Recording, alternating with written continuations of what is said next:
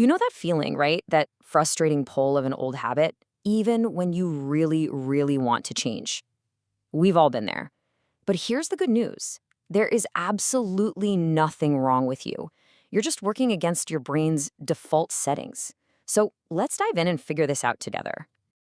Just think about it for a second. You get this burst of motivation. You're going to start working out. You're going to wake up an hour earlier. You've got the plan. And then boom, a week later, maybe even just a few days, you're right back where you started. It feels like you hit this invisible wall. But I'm here to tell you that wall is not a lack of willpower. Okay, so here is the key thing you need to grasp. Your brain has its own agenda, and its main job is just keeping you safe. Once you understand its programming, you can stop fighting against it and actually start working with it. This isn't about brute force. It's about having a smarter strategy. So let's start with the most basic idea. Your brain's number one job, a job it inherited from our earliest ancestors, is survival. It wants to keep you safe. And to your brain, safe means predictable. Anything that's new, anything that's different is by definition unpredictable, and that means it's a potential risk. This right here, this captures the whole internal battle perfectly. Look at that phrase on the left, known discomfort. That is so powerful. It means your brain would literally rather you stick with a bad habit that it understands than risk the complete uncertainty of a new one, even if that new one could be amazing. To that ancient part of your brain, the unknown always feels like a threat. So that feeling of dread or friction or just when you try to do something new, that's not you failing. That is a biological safety mechanism kicking in. It's your brain screaming, whoa, whoa, whoa, hold on. Let's stick to what we know keeps us alive. Just realizing that it's a feature, not a bug, is the first step to changing everything. All right, now that we get the basic safety instinct, let's get a little more specific. We're going to break down the 5 key reasons your brain puts up such a fight. Think of this as the diagnosis. We're figuring out exactly what's going on in there. First up, and this one is huge, is identity. You see, real, lasting change doesn't start with what you do, it starts with who you believe you are.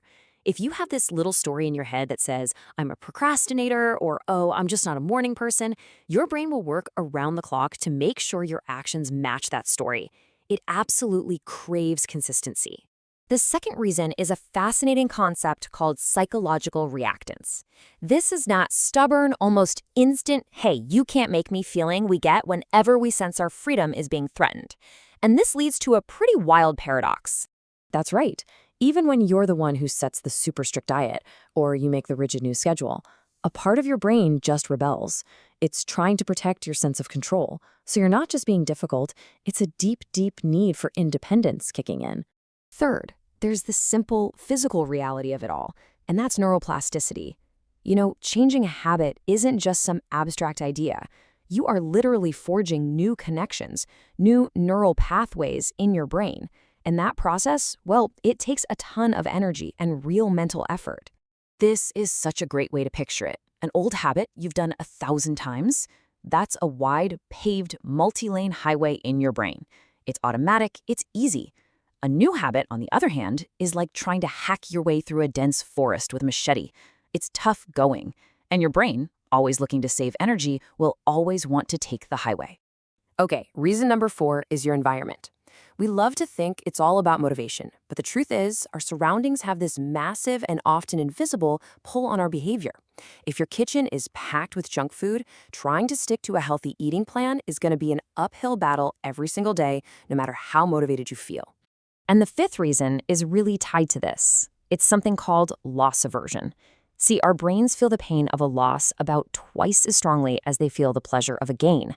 So when you try to change, your brain screams about everything you might lose, the comfort, the free time, that old familiar routine.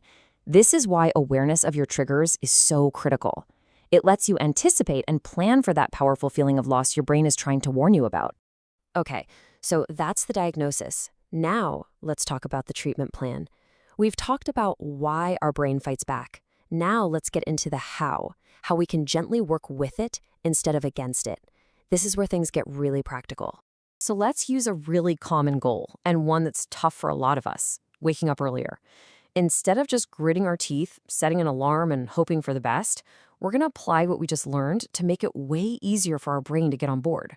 Now look at how we're breaking this down. We're making it so easy for your brain to say yes. First, we change the environment. Move the alarm so you have to get up. Then, we make the very first step ridiculously small. The goal isn't this giant thing like wake up early, no. The goal is just put my feet on the floor. See how manageable that feels? Any brain can handle that. We're not trying to leap across a canyon, we're just taking one tiny step. So let's bring it all together. Here's your game plan. First, start so small it feels almost silly. That way your brain doesn't see it as a threat.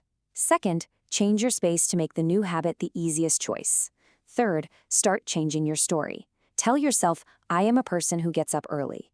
You have to align your actions with a new identity. Fourth, give yourself choices, not harsh commands, to avoid that rebellious feeling. And last, and this is so important, expect a little discomfort. Welcome it, even. It's not a sign you're failing, it's the feeling of growth. It's the feeling of those new pathways being built. I really want you to let this message sink in. If you've struggled to make changes in the past, it is not a moral failing. You're not lazy, you are not broken. You are a human with a brain that evolved for a very, very different world. All you're doing now is learning the user manual for your own mind. So as we wrap this up, I want to leave you with this question. Forget about the huge, massive transformation for just a minute. What is one incredibly small, almost laughably easy step you can take today to make things just a tiny bit easier for your brain? Because that's where it all begins.